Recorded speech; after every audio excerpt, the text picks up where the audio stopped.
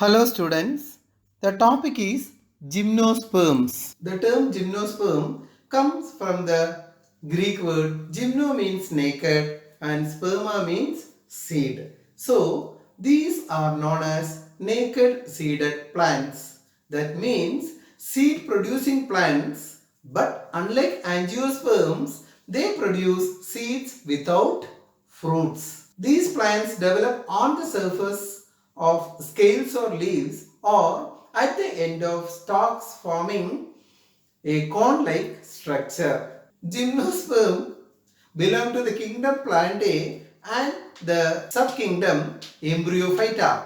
The fossil evidence suggested that they originated during the Paleozoic era about 390 million years ago. Basically, gymnosperms are plants in which the ovules are not enclosed within the ovary, unlike angiosperms. It remains exposed before and after fertilization and before developing into a seed.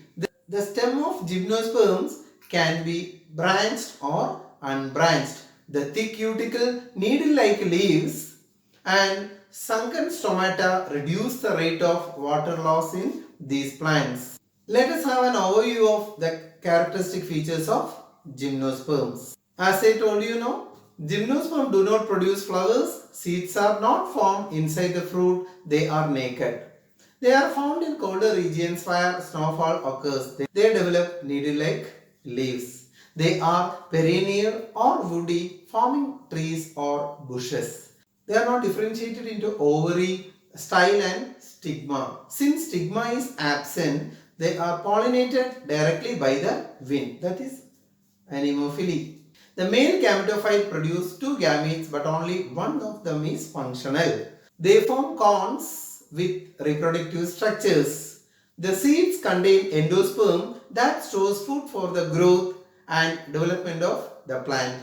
These plants have vascular tissues which help in the transportation of nutrient and water. Xylem does not have vessels. The phloem has no companion cells and sieve tubes. Next we can see classification of gymnosperms. Gymnosperms has four classes: Cyclophyta, Ginkgophyta, Ctophyta and Coniferophyta. Let us have a look on these classes and examples in detail. Gymnosperms are classified into four classes. Class 1 is Cyclophyta. Cycads are dioecious and seed-bearing plants where the majority of the members are now extinct. They had flourished during the Jurassic and late Triassic era. Nowadays, the plants are considered as relics from the past. These plants usually have large compound leaves, thick trunks and small leaflets which are attached to a single central stem. They range in height anywhere between a few centimeters to several meters. Cycads are usually found in the tropics and subtropics. Some members have adapted to dry arid conditions and some also have adapted to oxygen poor swampy environments. Second class is Ginkgophyta. Ginkgophyta has only one living species. All other members of this class are now extinct. The species is Ginkgo Biloba, is otherwise called maidenhair tree. The Ginkgo trees are characterized by their large size and their fan-like leaves. Ginkgo trees have a large number of applications ranging from medicine to cooking. Ginkgo leaves are ingested as a remedy for memory-related disorders like Alzheimer's. Ginkgo trees are also very resistant to pollution and they are resilient against diseases and insect infestations. In fact, they are so resilient that after the nuclear bomb fell on Hiroshima, 6 Ginkgo trees were the only living things to survive within a kilometer or two of the blast radius. Next class is Ctophyta. Just like any other members of gymnosperms, ctophytes are also relics from the past. Today, only 3 members of this genus exist. Ctophyte usually consists of tropical plants, trees and shrubs. They are characterized by flowery leaves that have a soft coating. This coating reveals an ancestral connection with angiosperms. Ctophytes differ from other members of this class as they possess vessel elements in their xylem. See, the examples are Netem and Ephedra.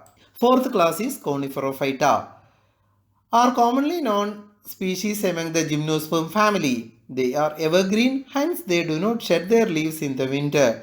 These are mainly characterized by male and female corm which form needle-like structures. Coniferous trees are usually found in temperate zone where the average temperature is 10 degrees Celsius. The examples of conifers are giant sequoia, pines and cedar. These pines, cedar and giant sequoia are given here. Next we can see about the life cycle of gymnosperm. The life cycle of gymnosperm is both haploid and diploid. That is, they reproduce through the alternation of generation. They have a sporophyte dominant cycle. The gametophyte phase is relatively short. The reproductive organs are usually corns. There are two types of corns present in gymnosperms. One is called male corns and other is the female corn. The male corns have microsporophylls that contain microsporangia. Microsporangium produces haploid microspores.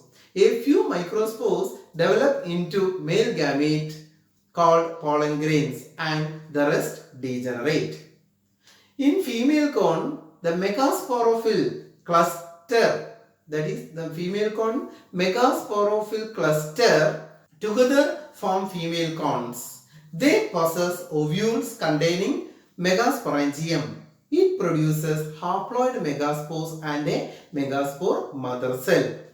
The pollen reaches the egg through wind or any other pollinating agent, and the pollen grain release a sperm. The nuclei of male and female gametophyte fuse together to form a zygote. This is known as fertilization.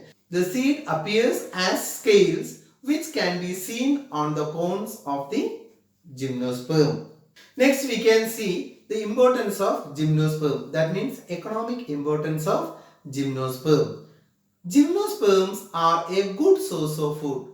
Seeds of these non-flowering plants, widely used as an edible species, used for producing various food products. These plant species include ginkgo, pinus, cycas, etc. A few species of gymnosperms are good source of starch and are also used in the production of sago. It serves as major staple food for lowland or indigenous peoples. In certain parts of America and in other lowland region, the leaves of these plant species are soaked and eaten as green leafy vegetables. The different species of non-flowering plants are widely used in the production of wine and also on other food products.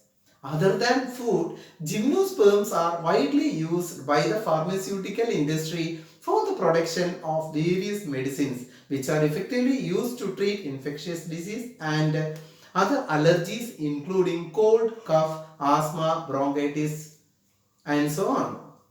Taxus, a genus of coniferous trees well known for the drug Taxol. This is an anti-cancer drug which is used in the treatment of different cancers and is prepared from the bark of Taxus tree. Different species of cycas are used in the treatment of different diseases and also in the production of different hair care products including oil, lotion, shampoo, etc.